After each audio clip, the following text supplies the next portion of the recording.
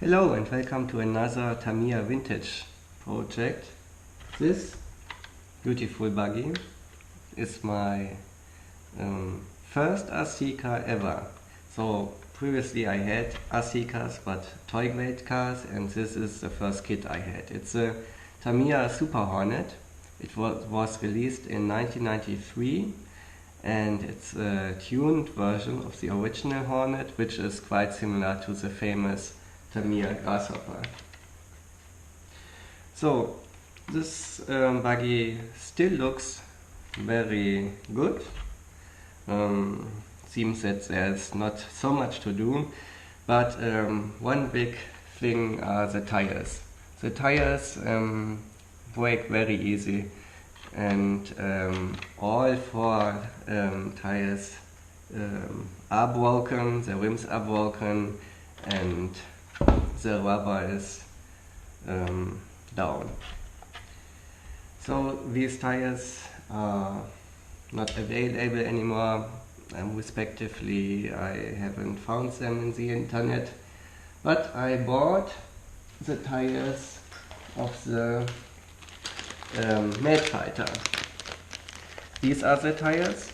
They look also more durable because they have whips inside, and I think they will work better than the original tires.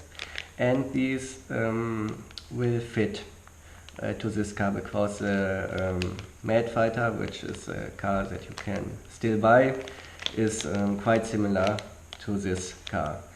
The only thing at the rear, you have this standard hex system, so I need new adapters, and the adapters are from the fork. It's also a vintage buggy, and they are completely made of aluminium, and so I can, with these adapters, I can use the new rear rims. Rear tires are the stud spike tires, which come also from the Mad Fighter and from the famous Manta Ray, and these were also the tires I used here. For the front I use these whip tires. They are a little bit different to the original tires, because the original tires had 2 whips and 3 rows of pins, and these tires only have these whips. Electronics I will keep quite simple.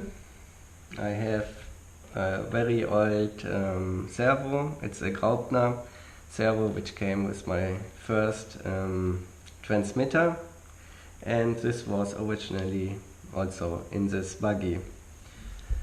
Receiver with this Spectrum SR300 receiver. It's a little bit bigger one, but the buggy has enough space for it.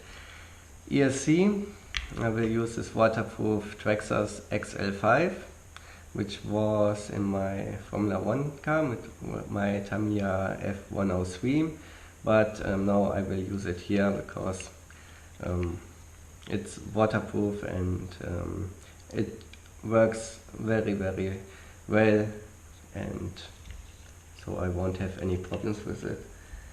Motor, standard motor is the 540 Mabushi motor. I have this Tamiya lightly tuned motor, which is a slightly better motor than the Mabushi one, so I will have a little bit more power. By the way, this is the original pinion, which fortunately I still had. It's I don't know which module it has, but it's very big one, but has only 18 teeth. As I said, the body is still in quite a good shape. I would really like to update all the decals, but I haven't found them in the internet, so these decals, the original ones, stay on this body. Here is the car. This car has a bath tube chassis, very simple, one big piece. Only servo is mounted here and front suspension is mounted from down below. Big bumper in the front. Oil shocks. This is upgraded stuff which the Super Hornet has, and for example the Grasshopper has only springs. The rear, this whole part is the axle with an open diff, and the shocks are mounted behind the axle, and the motor will sit then also direct at the axle here. It will look like this. This axle has these big oil shocks, and behind this part there was only a very small spring, and the spring broke immediately when I drove it over a little bit rough terrain. So this does not work, and when you drive with the car, only this non-existing spring works. So there are some improvements in the internet. I like the improvement from blackholesun.fr most, because he added here in the middle a third shock. But I saw also simple solution where the guys took a rubber band from here to the top, so that the rubber will press the axle down, and it also works also like a third shock or spring. But maybe I will update this later. First I will rebuild this car completely. I will disassemble it and put the new tires on it and clean it a little bit and put all the electronics to it, and then I can drive again with my first RC car ever.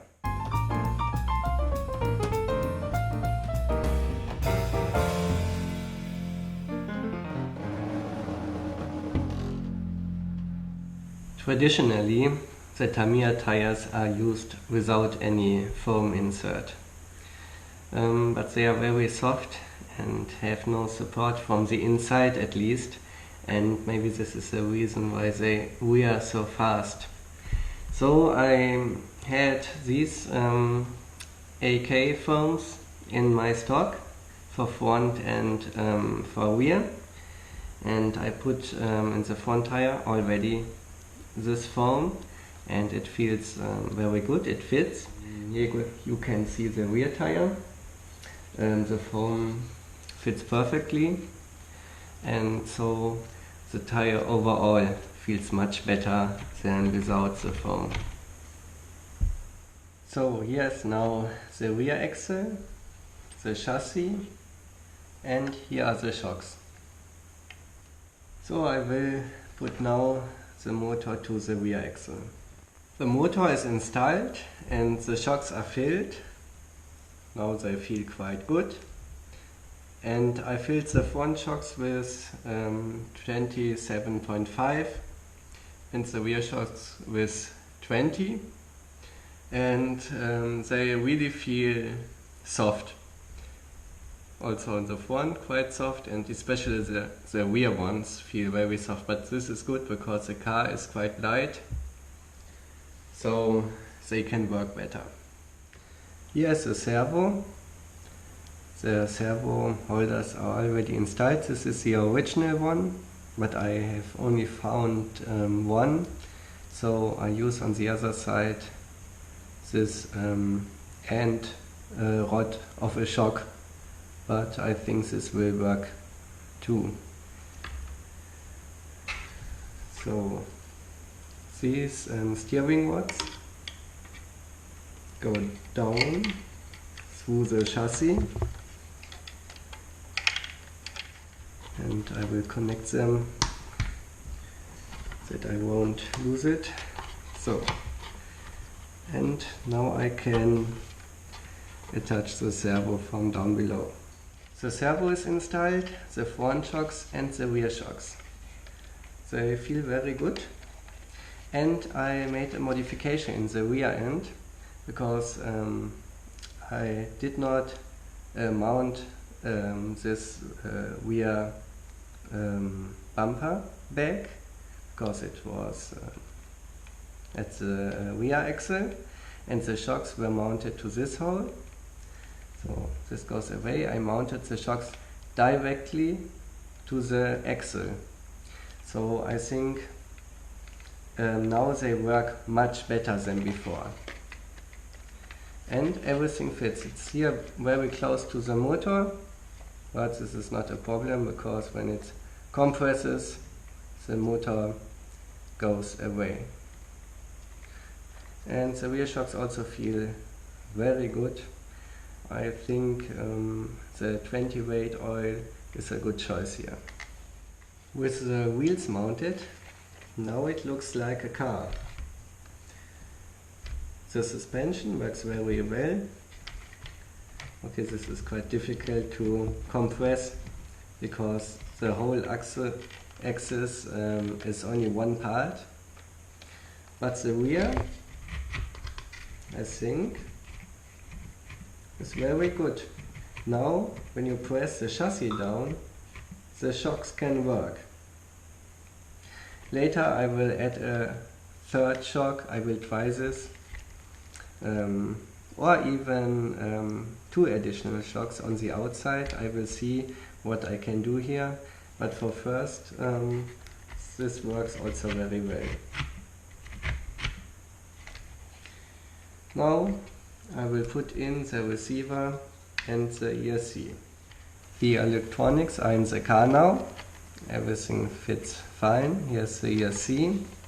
The receiver is here on the side and the battery is here, and the connectors of the batteries fit perfectly into this gap. So I do not have to modify anything.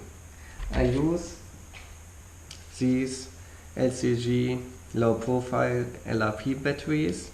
2900 makes a lot of runtime for a small buggy with a lightly tuned brushed motor. And so, because at least these big batteries do not fit into the battery compartment, and I have also a Tamiya style battery, but this is very old and is already blown up. So I will use my low profile batteries here. Maybe I can add a little bit foam here that it has not this play around, but it's working already. I switch it on and it's working. Here is it.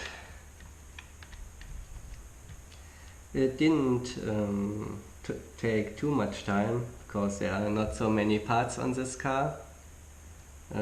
Refilled the shocks and changed the rear end suspension, were the biggest parts, and of course it got completely new wheels. Let's take it to a ride.